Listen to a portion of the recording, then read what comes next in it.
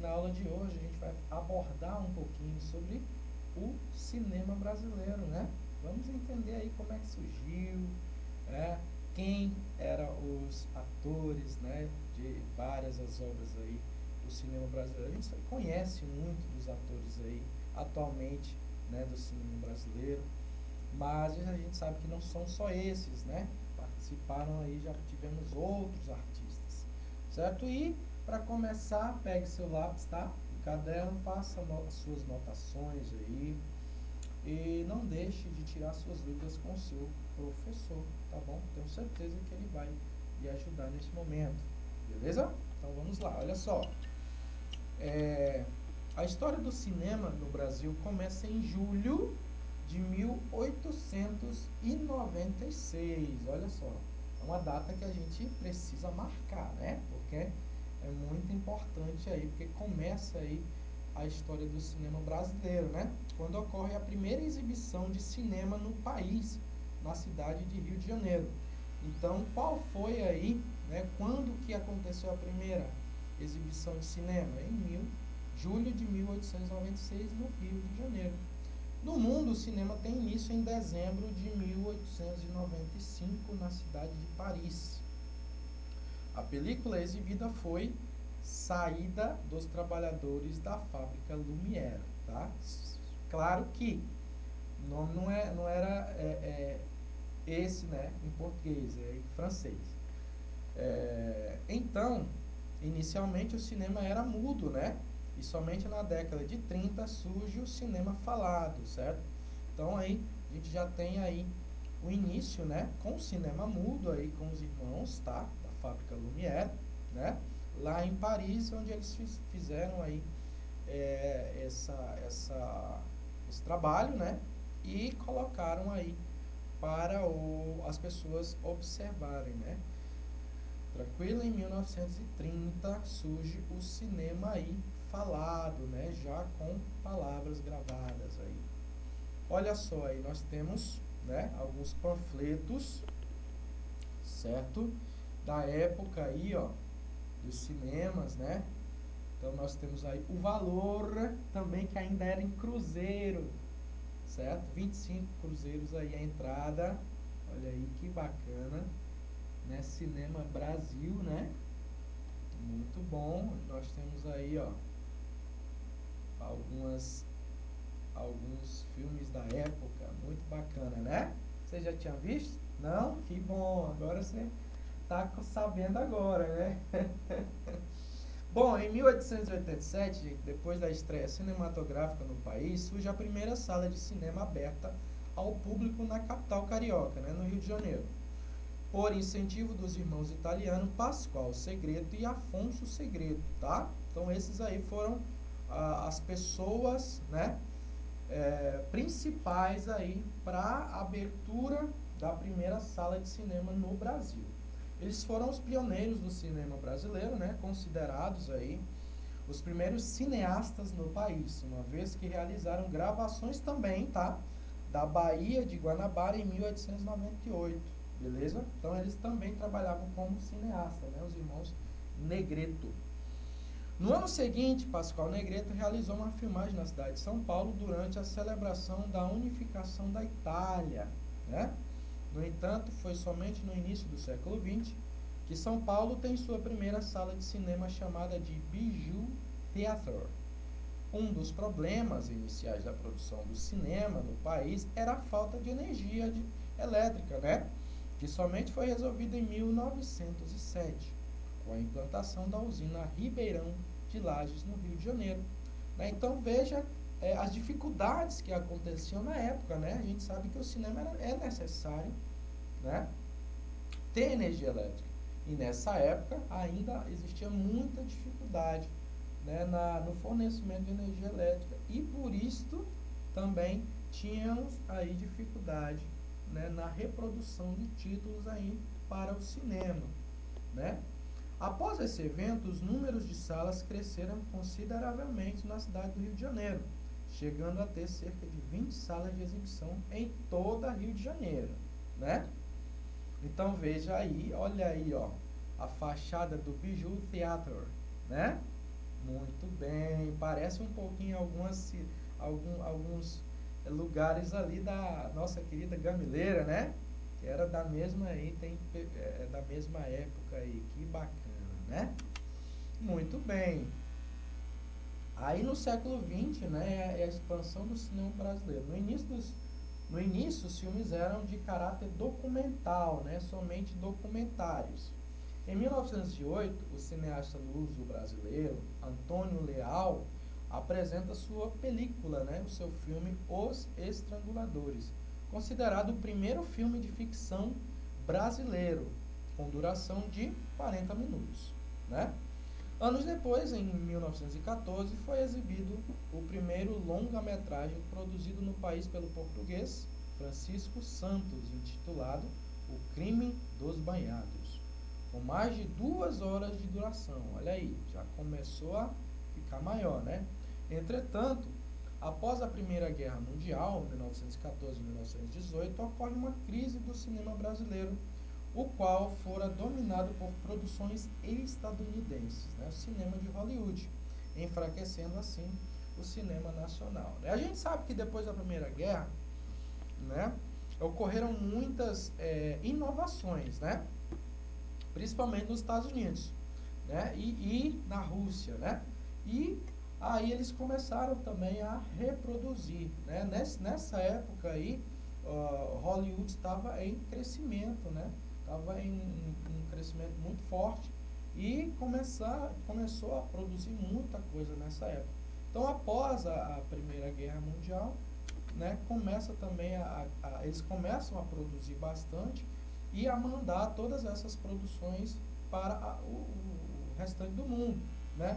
Com isso, acaba também enfraquecendo um pouco a produção. A gente sabe que até hoje a produção brasileira, né, a produção nacional é pouca, né? Digamos assim, a gente consome mais filmes estadunidenses, né?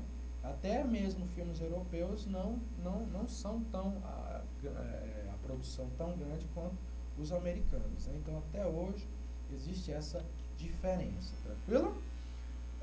Por seguinte, na década de 20 e 30, o cinema brasileiro atinge grande expansão com as publicações das revistas de cinema, né? Para Todos, Selecta e a Cinearte, né? E ainda com produções que se espalham por vários cantos do país, denominados os ciclos regionais, né? Então, através aí dessas revistas, elas tendem aí a ajudar, né, no cinema nacional. Foi na década de 30 que foi criado o primeiro grande estúdio cinematográfico no Brasil, a Cinédia. As produções mais importantes dessa época foram Limite, né, de 1931, de Mário Peixoto, A Voz do Carnaval, de 1933, de Ademar Gonzaga e Humberto Mauro, e Ganga Bruta, de 1933, também de Humberto Mauro, né? Então, são filmes interessantes, né, gente, que é importante a gente pesquisar um pouco para entender mais sobre esse cinema brasileiro e como ele se desenvolveu dessa época até os dias atuais, né? Muito importante saber essa retrospectiva, né? Saber esse contexto. Tranquilo? Olha aí, nós temos uma cena do filme Ganga Bruta, né? Uma foto da cena, né? Muito bacana. Preto e branco ainda, tá, gente? Ainda preto e branco, né? Mas já com voz, né? Já temos podemos perceber a voz, já não era mais o filme mudo, né? O cinema mudo. A Atlântida e as chanchadas. Na década de 40 surge o gênero das chanchadas, filmes cômicos musicais de baixo orçamento, né? Esse estilo despontou juntamente com a Companhia de Cinema Atlântida Cinematográfica, fundada em 18 de setembro de 1941, no Rio de Janeiro, por Moacir Fenelon e José Carlos Burli. Os principais atores da Atlântida foram Oscarito, né, Grande Otelo e Anselmo Duarte. As películas que merecem destaque são Moleque Tião, de 1941, Tristezas Não Pagam Dívidas, 1944, e Carnaval no Fogo, de 1949, né? muito bacana a gente saber dessas criações dessa época, né? E muito interessante para a gente observar também como que era a forma, né? Muito interessante. Aqui nós temos uma cena de Moleque Tião, ó, que teve como protagonista o célebre ator Grande Otelo, né? Até para a gente também conhecer quem que eram, né, os artistas, os atores, né, dessas épocas que influenciaram aí o cinema brasileiro, né? Muito bem. Criação da Vera Cruz, né? Em 1949 foi criado o Estúdio Vera Cruz, baseado nos moldes do cinema americano. Olha só, eles tentaram fazer aí uma correlação, né, em que os produtores buscavam realizar produções mais sofisticadas. Mazzaropi, que vocês não conhecem, creio eu, né, mas já assisti muitos filmes do Mazzaropi, foi o artista de maior sucesso do estúdio, tá?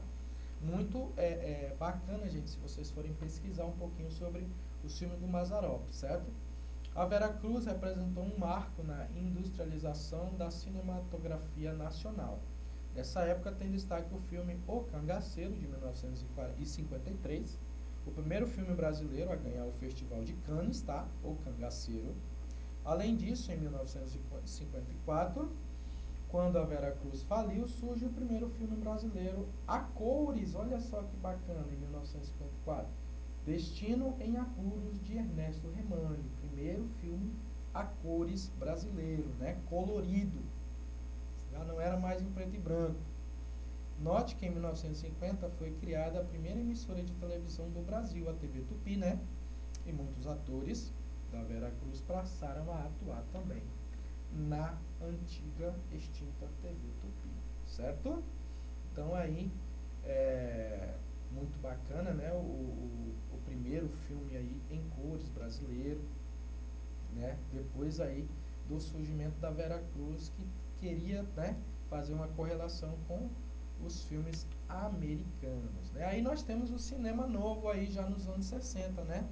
Focado nas temáticas de cunho social e político também, né? Na década de 50 foram produzidos filmes considerados precursores do cinema novo, como o Rio 40 Graus, né, de Nelson Pereira dos Santos. E do cinema novo destacaram-se aí as produções do cineasta baiano Glauber Rocha, Deus e o Diabo na Terra, do Sol, de 1964, e o Dragão da Maldade contra o Santo Guerreiro, olha aí, ó, de 1968, né? Então a gente já vê aí outro aspecto do cinema brasileiro, né? Aí nós temos mais uma produção, aí, uma forma de cinema brasileiro, que é o cinema marginal, né? Ou o de Grudi, né? Aí criada aí na década de 60, né, e 70, certo? Aí, né, denominado também o de Grudi, 1968 a 1970. As maiores produtoras dessa vertente foram Boca do Lixo, em São Paulo, tá? E Bel Air Filmes, no Rio de Janeiro. Essas produções estavam bastante alinhadas com o movimento de contracultura, certo? Ideologias revolucionárias e também com o tropicalismo. Ou seja, eram formas de também falar, né, um pouco sobre as desigualdades que aconteciam, né, dentro da nossa sociedade, né? Falar também sobre o que estava acontecendo, né, dentro da nossa sociedade, o racismo, né? E outras formas aí de intervenções, tranquilo? Bom, e para encerrar, olha só, responda a seguinte questão, né? Quando começa a história do cinema brasileiro? Em agosto de 1559, em julho de 1896, em maio de 2002 ou em abril de 1989? Posso perguntar? Qual é a resposta certa? Olha aí, parabéns para você que marcou a letra B. Em julho de 1896 começa aí a história do cinema brasileiro. Tranquilo? Gostou? Então, não esqueça de acessar a nossa plataforma Eduque e até a próxima aula. Até mais.